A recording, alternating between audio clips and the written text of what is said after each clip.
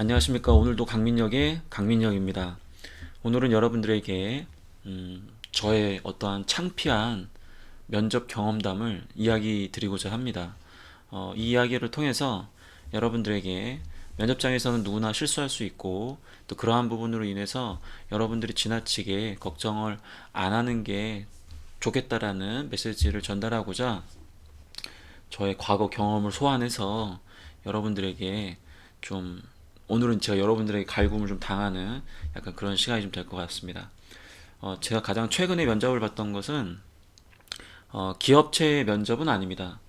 제가 2012년도에 삼성을 퇴사하고 이제 컨설팅 회사를 창업을 하면서 서울시의 어떤 지원을 받을 수 있는 그 청년 창업 뭐 이런 프로젝트라는 게 있었어요.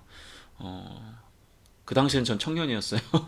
지금 이제 청년이 아니지만 39세까지가 청년이잖아요, 그쵸? 어쨌든 그 청년 창업 프로젝트를 진행을 하는데 제가 거기 이제 신청을 해서 면접을 보러 간 거예요.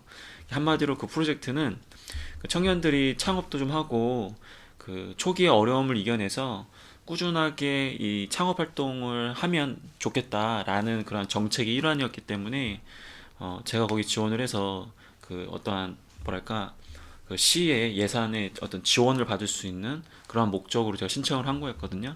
면접을 보러 갔어요. 사실 제 입장에서 거기 가서 면접 보는 게 그렇게 어렵진 않죠. 제 사업에 대해서 이야기하고 제가 어떤 사람인지 얘기하고 어떤 계획을 가지고 있기 때문에 나는 정말로 서울시가 원하는 그러한 청년으로서 창업을 계속 유지할 거고 결과적으로 그게 취업률로 연결돼서 서울시가 하는 정책적인 부분에 도움을 줄 수 있는 사람이다. 이제 그런 걸 강조하면 합격할 수 있는 거예요. 합격하면 등급에 따라서 매월 100만 원 정도의 그 운영 지원금을 받을 수 있었어요. 100만 원, 뭐 80만 원, 60만 원, 40만 원 이렇게 4개 등급으로 합격을 주는 건데 저는 당연히 100만 원을 목표로 했죠. 그래서 딱 가서 면접을 딱 보는데 다대다 면접이었어요. 근데 뭐 이것저것 물어보는데 제가 거기서 뭐 이런저런 얘기를 했죠. 그랬더니 막 옆에서 웅성웅성대요. 옆에서 막 장난 아니라 약간 이런 느낌이었겠지. 뭐 제 자랑이긴 한데 제가 거기 가가지고 면접을 못 봤을 것 같진 않잖아요, 그쵸? 명색에 이 면접을 컨설팅하는 사람인데 아무리 중이 제 머리 못 깎는다고 하더라도 기본적으로 저희 어떤 실력이 거기 가서 뭐랄까 좀 없어지진 않거든요. 이거 결국 지금 제 자랑하고 있는데 어쨌든 뭐 항상 뭐제 자랑을 하니까 기본적으로 이제 면접이 오고 가다가 면접관께서 저한테 물어봤어요.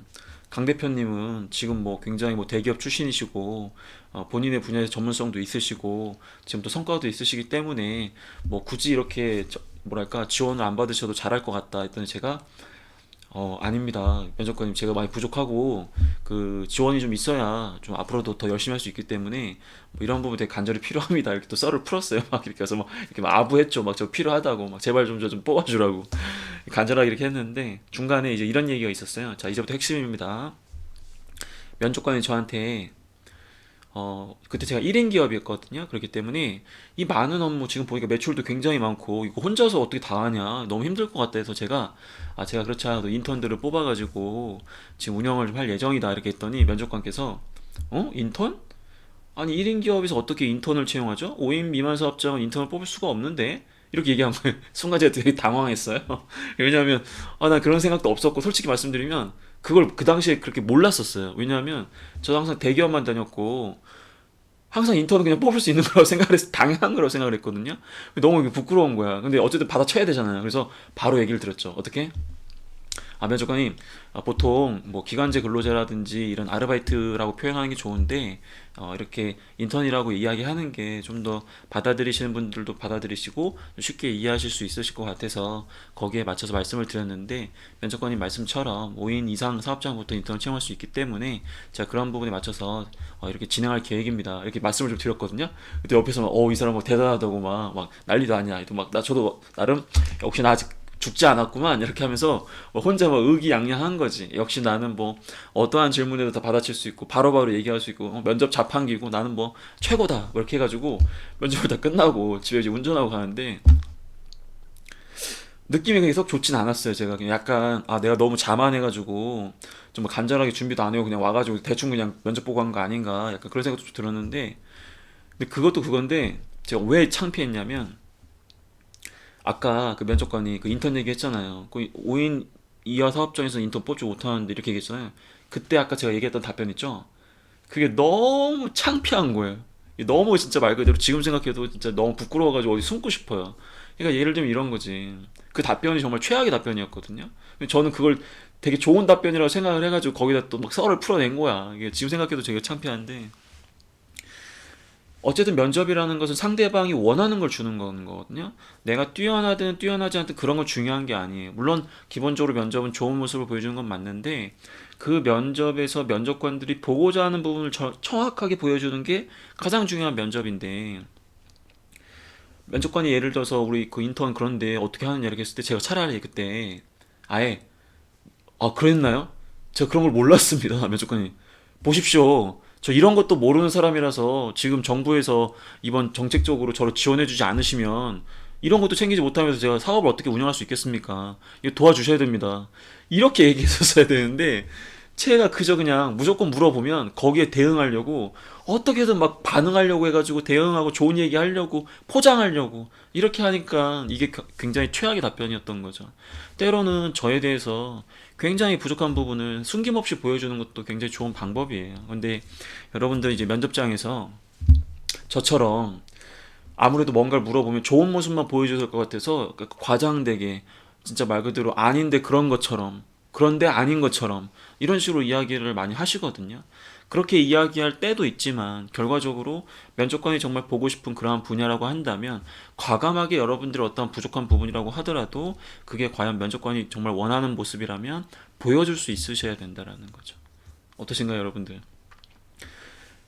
제가 지금 굉장히 창피한 대답을 했다고 얘기했잖아요. 굉장히 부족한 답변이었어요. 근데 제가 지금 이야기하는 주제는 뭐였죠? 작은 실수가 있다고 하더라도 좋은 결과를 얻을 수 있다라는 겁니다. 너무 크게 걱정하지 말라는 거죠. 자, 그럼 제가 그 청년 창업 프로젝트 떨어졌느냐? 당연히 1등급으로 합격을 했어요. 제가 누굽니까, 여러분들? 부끄러운데 어쨌든 뭐 제가 이거 떨어져 본 적이 없으니까 그래서 그렇게 좋은 결과를 얻었어요. 이거 그럼 시사하는 바는 뭐냐? 강민혁 네 자랑하는 거냐? 그건 아니고 누구나 면접장에서는 답변 하나하나에 부족하게 답변을 할 수 있어요. 저처럼 정말 최악의 답변을 한 것도 있잖아요. 하지만 이 면접의 목표는 뭐였어요? 우리 청년들이 꾸준하게 창업을 해서 지속적으로 운영될 수 있는 부분들, 그걸 바탕으로 어떠한 서울시에 취업률을 좀 제고할 수 있는 방법들이잖아요. 그리고 이 프로젝트가 진행됨으로써 이 프로젝트 안에서 누군가 계속 이 창업을 계속 꾸준하게 유지해주는 그러한 좀 실적이 필요했던 거잖아요. 근데 강민혁이라는 사람은 그 부분이 굉장히 부합된 모습을 이미 보여줬단 말이에요. 그렇기 때문에 아까 이야기했던 그런 작은 부분들에 대해서 실수를 한다고 하더라도 여러분들의 어떤 합격, 저희 합격에 크게 문제가 안 된다라는 거예요. 근데 예를 들어 강민영이가 만약에 떨어졌어요. 아까 그 청년 창업 프로젝트 떨어진 거야. 그럼 분명히 저는 이제 그런 얘기 할 거야. 내가 그때 답변을 이렇게 했었어야 되는데 이걸 내가 왜 이렇게 답변했지? 그것 때문에 떨어졌다라고 생각을 하실 거예요. 하지만 그렇지 않다라는 거예요.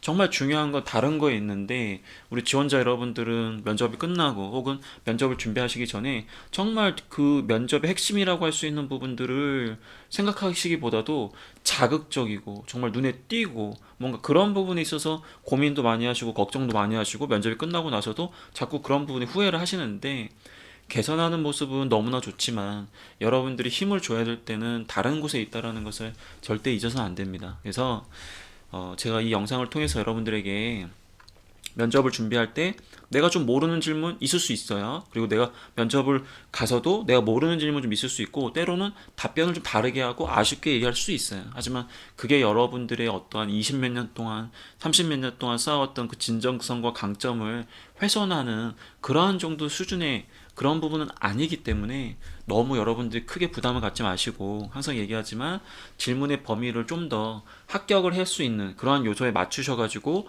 준비를 해주시는 거 그리고 면접장에서 실수하시는 부분들에 대해서 크게 이렇게 걱정하지 않은 상태에서 끝까지 여러분들이 면접을 이어갈 수 있는 모습 저는 그걸 여러분들한테 좀 말씀을 좀 드리고 싶었고요. 저의 오늘 부족한 그런 경험들을 공유를 드렸는데 너무 창피합니다.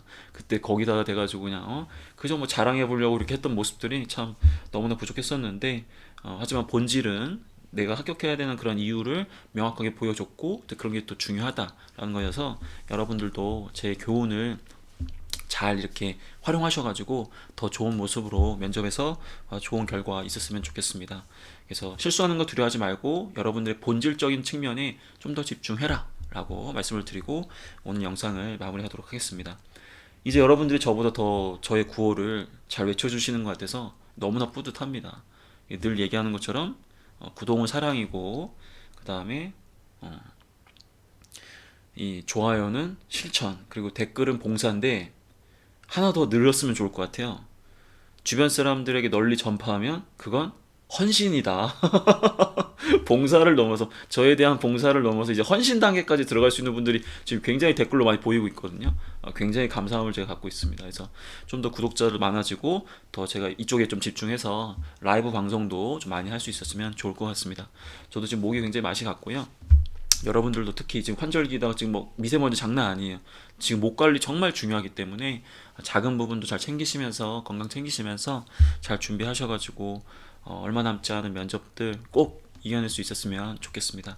저는 그럼 이만 물러가도록 하겠고 다음 영상 때 뵙도록 하겠습니다.